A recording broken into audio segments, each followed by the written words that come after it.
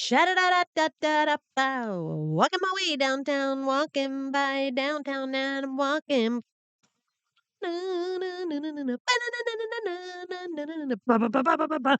And I need you. Ba-ba-ba-ba-ba-ba. And I need you. And then now I wonder if I could fall into the sky. Do you think time could pass me by? Oh, and you know I walk 1,000 miles if I could tonight.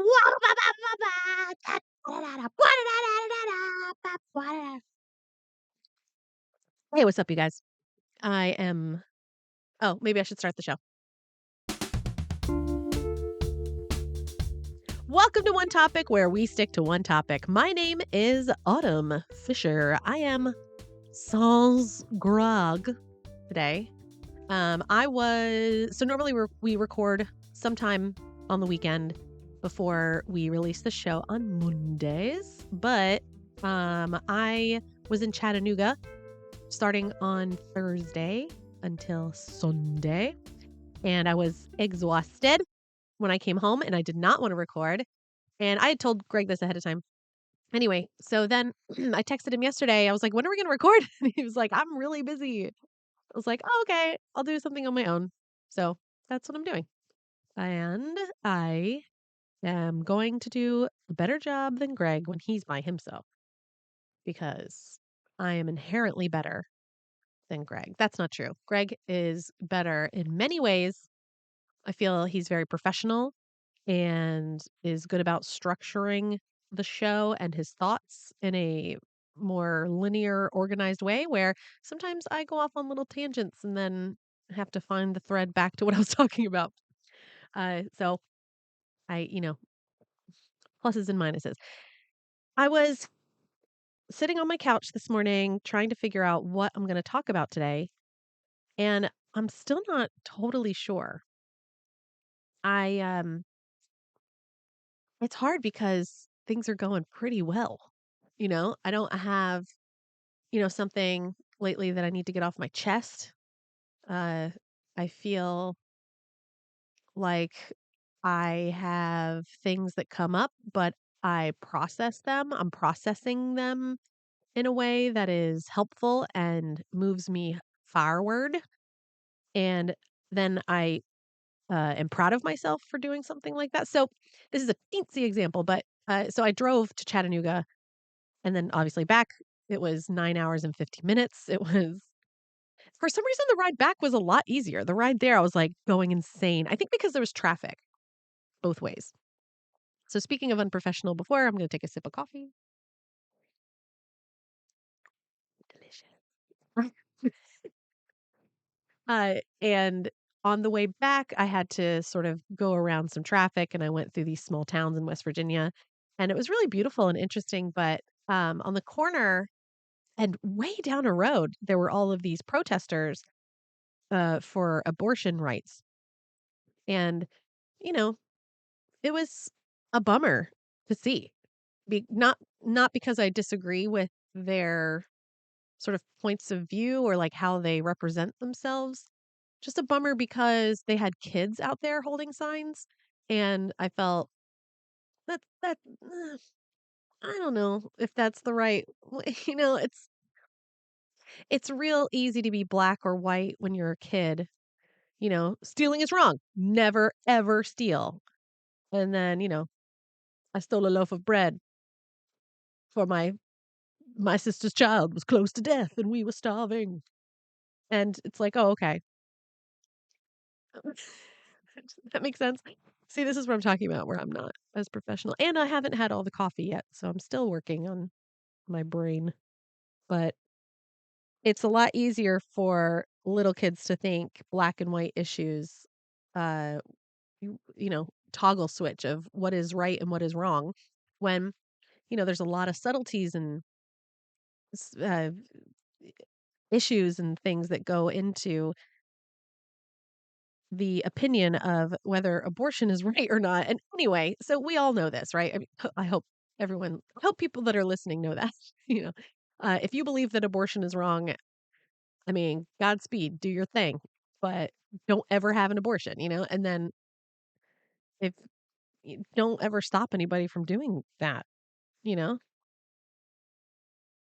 That's the thing that sucks is that there's so much like I guess it's hubris of I because I was just talking about this with someone I met last night.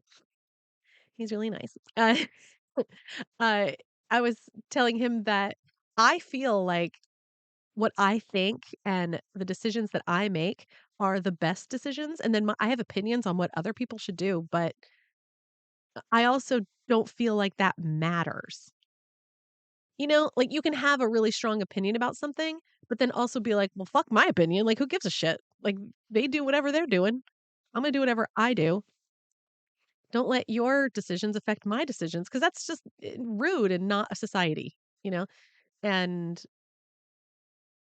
I feel like adults I'm an adult. Why don't other adults sort of try to see a perspective outside of their own and then to be standing on it to take the time to make a sign and indoctrinate your kids into that and then shame people with into they think they're doing the right thing. It's just like ugh. Anyway, so point was that you know I went through this small range of emotions while I was sitting at this red light with these protesters um with their signs, and I was angry and I was disappointed, and I had the sort of instinct or urge to, like, flip them off, which I thought was interesting and childish, I guess, uh, and I went through that and found peace in, you know, they're just doing what they're doing, and I'm just gonna do what I'm gonna do, which is drive past them,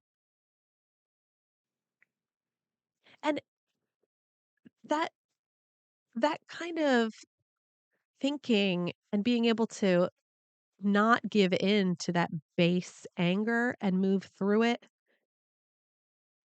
I think is a big win. Um, just as far as a society, we should all be better and try working on processing the things that we feel and not shaming ourselves for the things that we feel and accepting that this is, human behavior. This is reality. You are existing in a reality and we're all existing in our own reality and, you know, be in your reality and let those people be in their reality. If they came up to my car and like banged on my window or something, you know what I mean? Then it's oppressive and upsetting, but they were just existing doing their thing. But I did think it was interesting that one of my instincts was to like I was mad at them. I guess because I disagreed with them and it challenges me, and how dare you challenge me? And I think that that's what something that is happening, in the older generation, who was raised by the previous generation, who was then raised by their who never learned or, felt sort of inclined to, A, deal with their own emotions, and therefore passed that inability onto their kids. And so there's and not everyone obviously, but that's why I think sort of that boomer generation struggles so much with like emotional regulation. And I'm not saying like every Karen or every whatever the opposite of the male version of a Karen is, Keith or Jeff or something. Uh, I'm not saying that every one of those people is a boomer, but it certainly seems like there are a lot of misregulated emotions within that generation. And it's really not even their fault. It's their parents' fault and it's their parents' fault. And I think that the uh, part of the millennial generation and then maybe into like Gen Z. is a generation that the trauma has been watered down enough where we have the ability to say, yeah, we still got the trauma passed down to us. And trauma, I mean lowercase t trauma, you know, the hopefully within the realm of normal growing up as a child, nothing too intense. We don't need to go into that. But the the issues that were passed down from our parents were watered down versions of the issues that their parents, gave to them. And maybe the one above us just was not able to get through that as easily as we maybe are able to get through that. And then I'm going to pass down shit to my kids and then but hopefully it'll be, again, watered down enough that they will then, have their own little things, but it'll be easier to deal with, like so many older like boomer people won't have difficulty with their child coming to them and expressing difficult feelings or things that challenge them without, rejecting that wholly or, you know, not being able to help with their kids' difficult feelings because that boomer can't deal with their own difficult feelings, which leaves the kid sort of alone or having to regulate their parent, so it's just really interesting. And I hope that through talking about it and uh in this sort of format where maybe you think about this too and you do it and it makes you feel like, oh, maybe we're all together on something and we can all sort of have a collective understanding of human behavior and therefore have a little bit of hope in the future, or it can be, you know what? I never thought about that. Why do I get so angry at X, Y, or Z? Maybe I should think about that and just wonder where it comes from or just sit with it and say, man, I'm really angry about that thing because anger is such an easy base emotion. And it's real easy to just, you know, defer to anger because it's sort of a cathartic, it's like sadness, right? It's cathartic. It's this like outward sort of almost sometimes uncontrollable sort of urge. Whereas the reasons when you once you scratch the surface of anger or sadness, there's a lot in there, about why did that make me so angry? Why does that make me so sad? Oh, it's because it makes me feel like abandoned, or it makes me feel alone, or it makes me feel challenged. And I never liked feeling challenged. Why not? Well, because of, once we start thinking of those things, it just helps us understand where we come from. And then, I'm sorry, where we're coming from. And then it helps us understand maybe where other people are coming from. And I'm saying all this, and that's not saying that you're never allowed to feel emotions. You're never allowed to have extremes. You don't have to constantly, like intellectualize everything you think or feel because feelings are just feelings. Sometimes they don't make sense. But if it's not working for you and you feel like you're running into the same things over and over, then maybe starting to think about your feelings and therefore your behavior,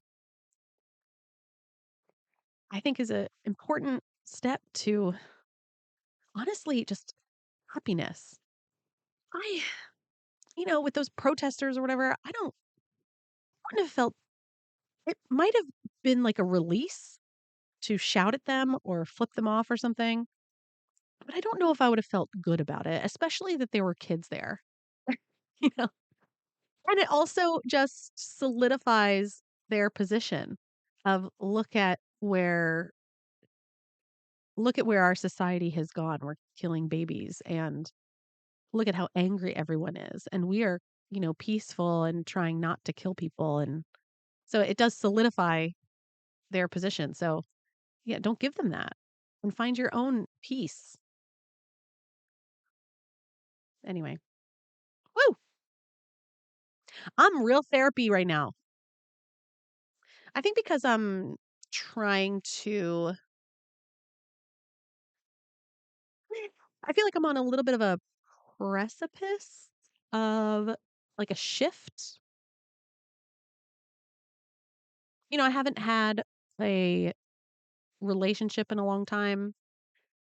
And like I said, I just met someone last night and, we're going to get to know each other. It's nothing like we're not like in love or something, but it's a whole different thing than, not dating. It feels, I mean, I'm just going to go with it. I'm just going to go with the flair. Um, but man, you can tell I'm uncomfortable talking. This is where I have not processed a lot or like figured out what I need to do or what I really feel about it. I think I want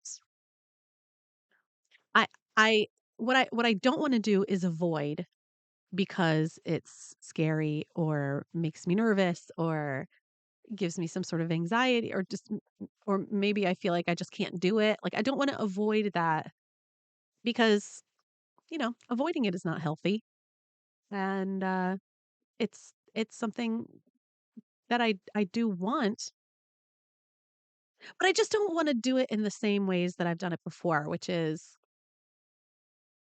I don't know, just going, not thinking, moving through life without taking pause and saying, how do I feel about this? And honestly, in the past, I would, if I ever, I remember before I left Trav, um, Greg would ask me, like, what do you want? And I'd be like, I don't know. I had no idea what I wanted. And that's because I had no real sense of self. And now that I've gained so much of that, I do have the ability to ask myself and answer, what do I want? How do I feel? What do I actually think? And so I've never done that in a, a relationship. So feels like I gotta do that. And I know I can do it, but I gotta do it. That feels a little intimidating. But that's okay. You know, it's good. It's a good thing. It's a good thing to feel the resistance because if you know, I used to use this analogy when I taught English as a second language. Um, they would complain that English is hard. I was like, yeah, learning something new is hard. And doing anything new is hard and gaining things, you've got to, no pain, no gain. I would say, like, if I lifted up these two pencils and I was trying to build muscle, it's not going to happen. You got to do something, some resistance. You have to feel the difficulty in order to gain anything. And so I feel like I'm not saying that dating is difficult, but I just mean from a mental standpoint and keeping my sort of keeping present is something that I need to be able to practice and do. And it feels like a little bit of a something. And so I got to that makes me even more inclined to be like, "Oh, then I got to do it." Well, maybe that's enough. That was a pretty intense 19 minutes. At least I felt like it was. So it's a little real. No, I'm not going to start I'm not going to double back and start thinking about what I said. I think it was fine. Um anyway, gosh, you guys, I do want to say how much I appreciate you, and how important this all is to, I think, me and Greg. We, we don't really pursue money to do this. Uh, we really just are letting it go forever, I guess. And then if something came up where somebody wanted to give us money to do the show, then we'll take it. But neither of us want to like do the work to I guess, promote it or get it out into a place where someone would help us monetize. I don't know. I don't know how to do that. I don't wanna, like, look into it. It feels difficult to sort of promote yourself, so I don't think either of us wanna do that. We would need somebody else, like a third person, to be just in charge of that, and then they could sell us, you know? I don't wanna sell us. I wanna keep the creative side creative, and then have the business side be the business side, and I don't know how to do those things. So, okay. Anyway, I love you guys so much. Thank you so much for participating and listening, and, um, yeah, thank you. We love you. Bye.